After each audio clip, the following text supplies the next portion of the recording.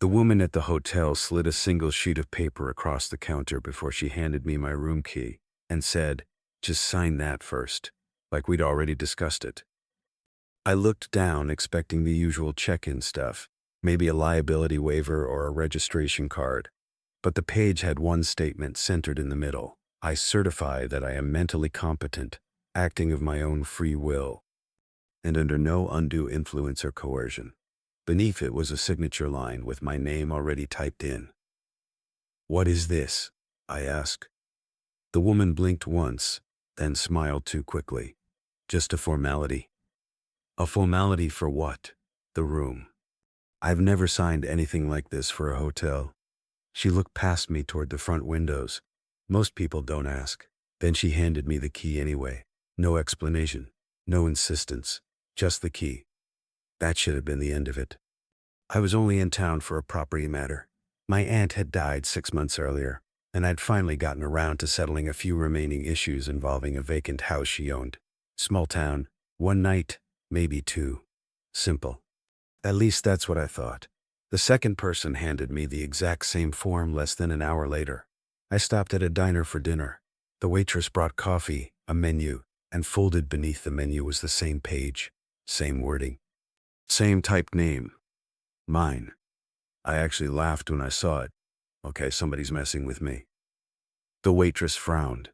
"You don't have to sign if you don't want to." "Then why is it here?" "People just like knowing." "Knowing what?" She shrugged and walked away before I could stop her. By then I was irritated more than concerned. Small towns have weird traditions.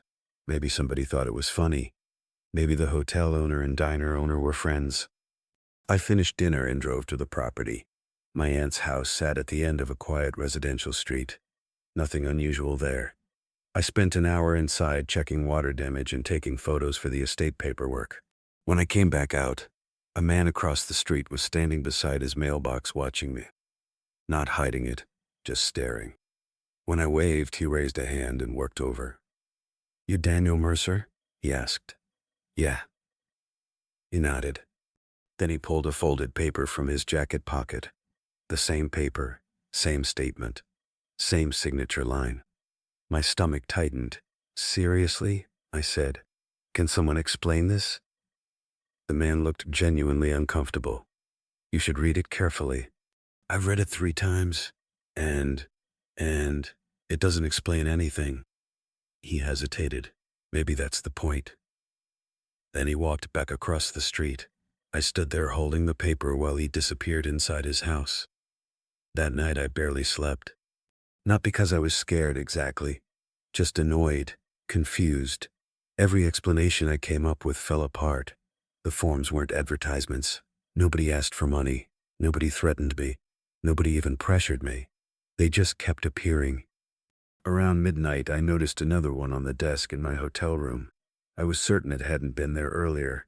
I checked the door. Still locked. The window. Closed. I went downstairs and demanded an explanation. The night clerk listened patiently. Then he said, "You haven't signed yet?" Like that was the important part. "No." "Okay. Okay, what?" "Nothing.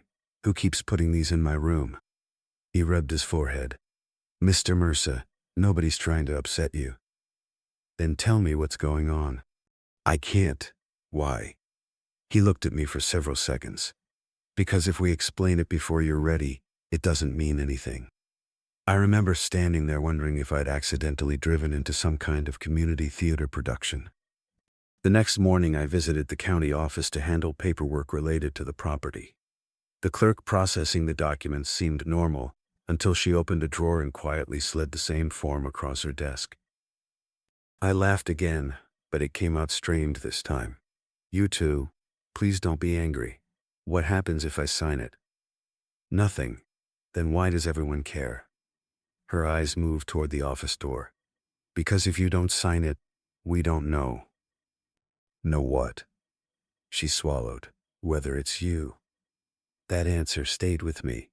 Whether it's you. I spent most of the afternoon driving around town looking for answers. Nobody would give me one. Some acted nervous. Others became distant the moment I mentioned a form.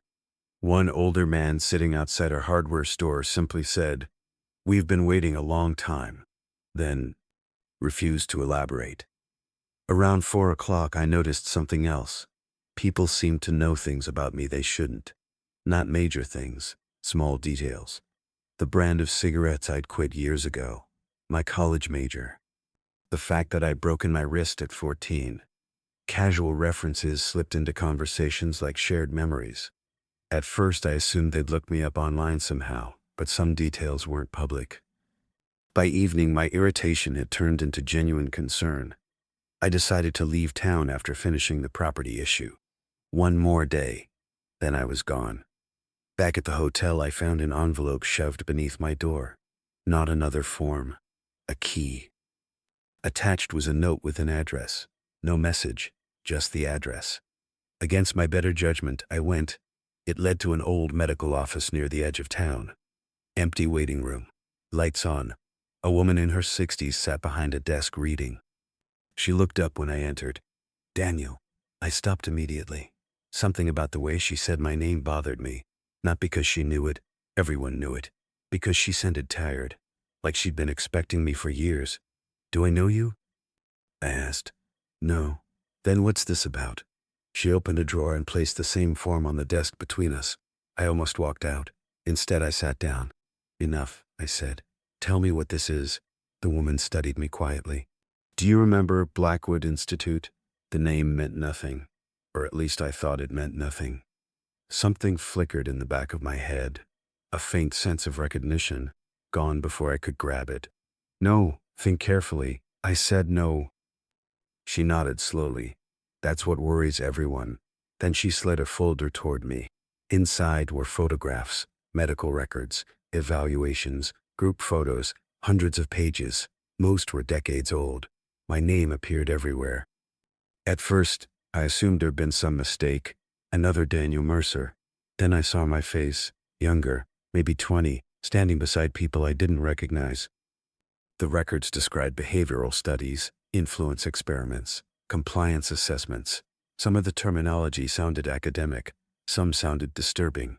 One document listed personnel. My name wasn't among the subjects. It was among the administrators. I remember laughing because the alternative was impossible. "This is fake. I wish it was. I've never seen this place." "Maybe not." "What does that mean?" The woman folded her hands. "Your memories were altered too." I almost left right then. It sounded insane. Cult nonsense. Conspiracy garbage. But there was one problem. As she talked, fragments kept surfacing. Tiny flashes. Hallways. Recorded voices. Repetition exercises. Faces I couldn't place. Not memories exactly. More like impressions buried beneath concrete. "Years ago," she said, "a group operated out of Blackwood. They believed human behavior could be controlled through layered conditioning, triggers, reinforcement, dependency structures. No. Many people here were victims. You're saying I ran this? We're saying you helped build it." My stomach turned. "That's impossible." "Maybe." She leaned forward. "Daniel, do you know why everyone keeps asking you to sign the form?" I shook my head. "Because nobody knows whether you're free." Silence. Then she continued. "People here escaped. Some recovered, some didn't. A few remained vulnerable for years. When you arrived, people recognized you immediately. From photographs, from their lives." I sat there staring at the folder. If they think I did this, why hasn't anyone called the police? Because nobody wants revenge. Then what do they want? Proof. Proof of what? That you're making your own decisions. The room felt smaller suddenly. "That's ridiculous." "Is it?" She pointed at the form. "Signing means you're willing to confront the possibility that your choices are actually yours. And if I don't, then nobody knows who they're talking to." I left without signing. I drove aimlessly for nearly an hour. My head hurt. I kept catching myself missing turns, forgetting where I intended to go. Once I found myself parked outside my aunt's house without remembering the drive there. Stress does strange things. That's what I told myself. Stress, exhaustion, suggestion, nothing more. Inside the house, I searched through boxes I'd ignored earlier. Family records, old photographs, letters. Near the bottom of the storage trunk, I found something that changed everything. A photograph of me standing beside 3 people from the medical file. On the back, written in my aunt's handwriting, Daniel before Blackwood. Another photo underneath read, Daniel after treatment. I sat on the floor for a long time. Treatment, not recovery. Treatment. My aunt had known. Somehow she'd known. Buried deeper was a journal. Most entries were ordinary. Then I found one dated nearly 20 years earlier. Daniel says he doesn't remember designing the protocols anymore. Doctors think it's safer that way. I read that sentence over and over. The next day the pressure intensified, but not in the way you'd expect. Nobody threatened me. Nobody cornered me. People simply watched. Waiting. The hotel clerk, the waitress, the neighbor, the police officer who stopped me to ask if I was settling in okay. Every interaction ended the same way. The form appeared, then patience. Endless patience. Like they were observing an experiment. By late afternoon, I returned to the medical office. The woman wasn't surprised to see me.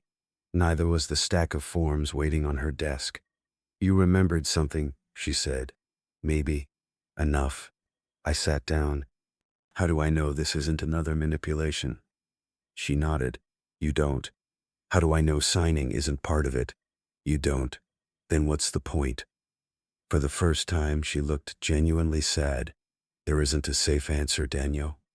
That's why everyone is afraid. I stared at the form. The statement seemed simple, harmless, yet my hand wouldn't move, because suddenly I understood the real question. It wasn't whether I believed the town, it was whether I believed myself. If my memories had been edited before, how would I know they'd stopped? If someone conditioned people to obey triggers, how could I be sure I wasn't still responding to one? Every choice I'd made since arriving replayed in my head. Coming to town. Staying at that hotel. Visiting the house. Investigating the records. Had those been decisions or instructions buried so deeply I mistook them for my own thoughts?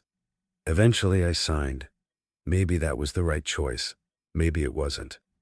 The woman accepted the paper without celebration, without relief. She simply looked at the signature for a moment and said, "Thank you."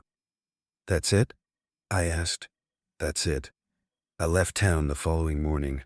No dramatic ending, no secret arrests, no final revelations, just a long drive home. Yet something keeps bothering me.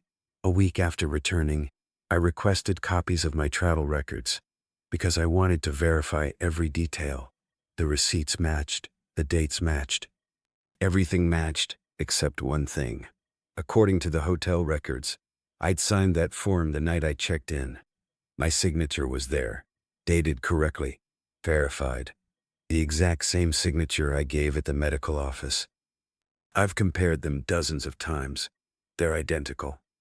Which means either someone forged it perfectly before I ever agreed to sign, or at some point during those first hours in town, I already made the decision everyone was waiting for, and I simply don't remember doing it.